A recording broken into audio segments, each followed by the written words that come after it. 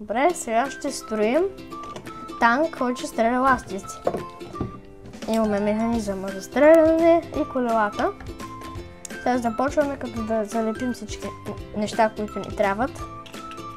Държача за батериите ще отиде отпред. Ето тук. Ето тук. Ще го държиш ли ето така? Окей.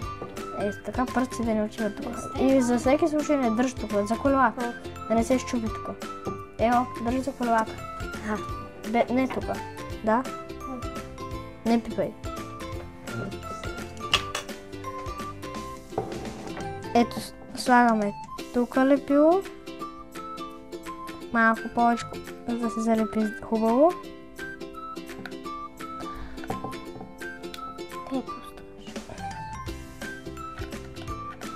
И още също трябва да бъде да го прикрепим бързо, защото ако закачаме.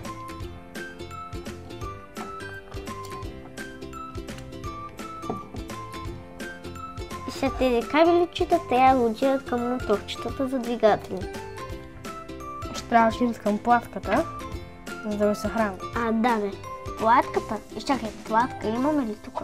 Имаме. В предишния робот имаме и може да имаме допълнително. И кутията.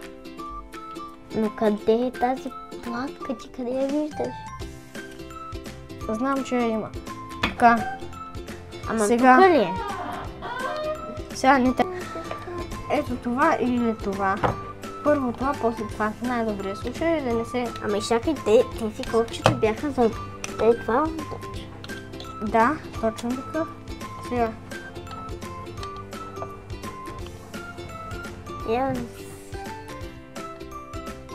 Няма косиждане, защото не видях пушек. Долното кабелче. Батерията е свързана, мисля. Ето това е станало. Да, нещо. Да. Очаквам го. Сега малко ще споя аз.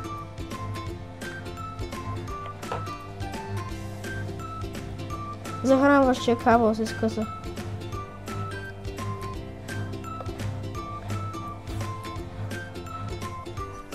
И тук болят пръстите. Готово. Сега. Това е финален тест. Ако нещо се е повредило, край.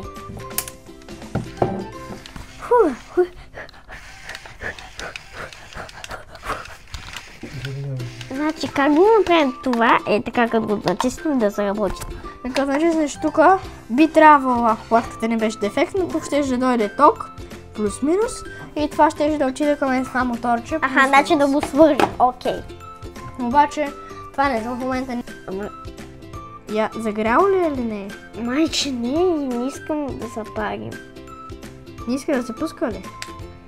Не иска да се пуска, да.